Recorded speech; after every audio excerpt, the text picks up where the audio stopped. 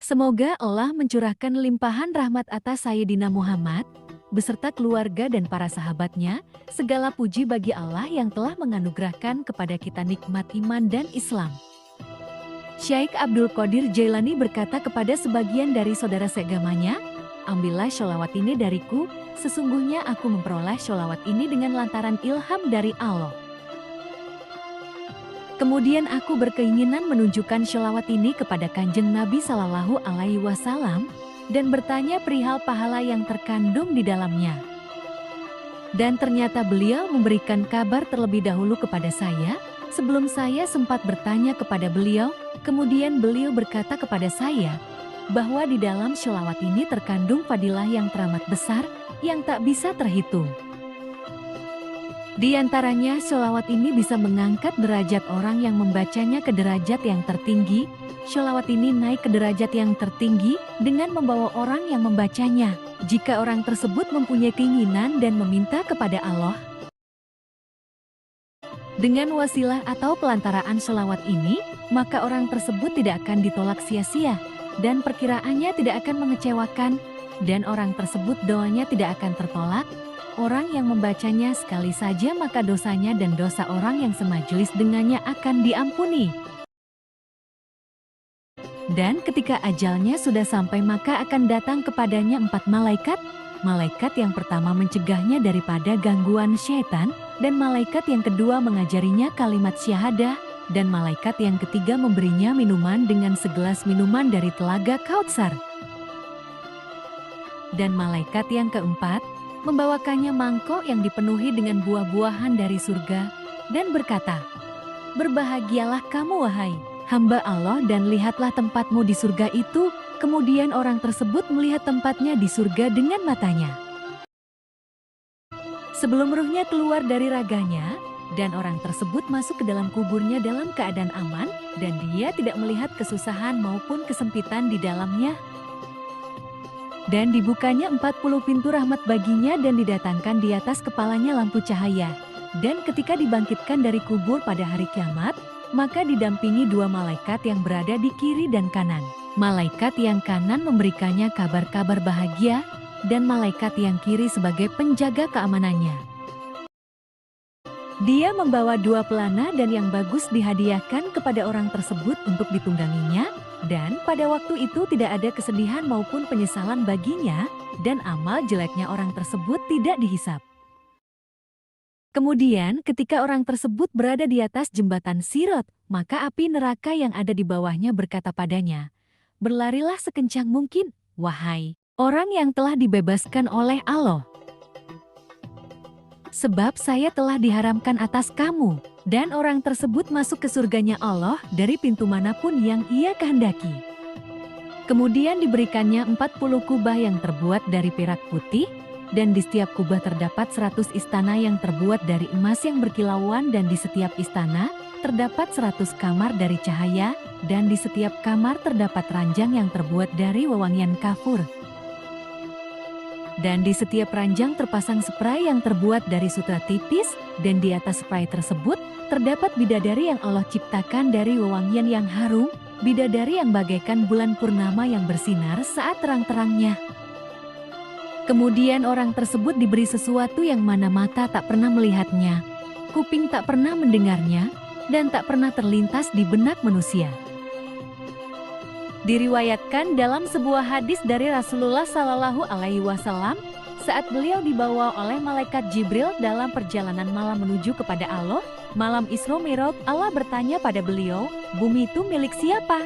"Ya Muhammad," beliau menjawab, "milik engkau ya Rob." Lalu bertanya lagi, "Kalau hijab itu milik siapa?" "Ya Muhammad," beliau menjawab, "milik engkau ya Rob." Kemudian bertanya lagi, "Kalau kursi itu milik siapa ya Muhammad?" Beliau menjawab, "Milik engkau ya Rob." Dan bertanya lagi, "Kalau arsy itu milik siapa ya Muhammad?" Beliau menjawab, "Milik engkau ya Rob." Dan ditanyakan lagi, "Kalau kamu itu milik siapa ya Muhammad?" Beliau menjawab, "Milik engkau ya Rob." Dan bertanya lagi, "Kalau aku ini untuk siapa ya Muhammad?" Kemudian Kanjeng Nabi terdiam, dan sifat malunya menahannya untuk berkata sepatah kata apapun. Lalu Allah berkata kepada beliau, "Aku ini untuk orang yang bersholawat padamu ya Muhammad." Maka dengan jawaban itu Kanjeng Nabi semakin bertambah-tambah dalam memuliakan dan mengagungkan Allah. Syekh Abdul Qadir Jailani berkata, "Sholawat ini Basyairul Huirat adalah sholawat yang sesuai dengan hadits di atas. Sholawat ini membuka 40 pintu rahmat dan bisa menyingkap keajaiban-keajaiban dengan cara-cara yang bijak. Membaca sholawat ini lebih baik daripada membebaskan 1000 budak dan lebih baik daripada kurban 1000 unta. Dan juga lebih baik daripada shodaqoh 1000 dinar dan puasa 1000 bulan, di dalamnya terdapat rahasia yang tersimpan." Sholawat ini bisa menarik rizki, memperbaiki akhlak, dan memenuhi segala kebutuhan, dan juga bisa jadi penyebab diampuni dosa dan ditutupi aib-aibnya. Sayyid Makinuddin berkata, "Jangan kau berikan sholawat ini kecuali kepada orang-orang sholeh yang sempurna." Lanjut ke dauhnya Syekh Abdul Qadir Jailani, sholawat ini sholawat yang sempurna dan bisa memberikan beberapa pemberian.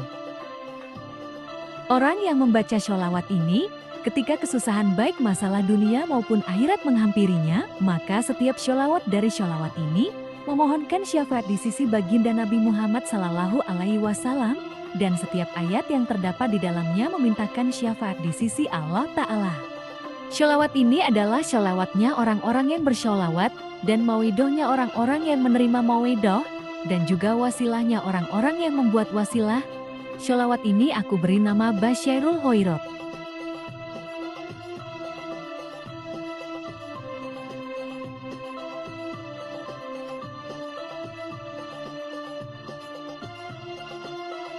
Dan sholawat ini adalah sholawat Basyairul Huirat yang telah diceritakan di atas.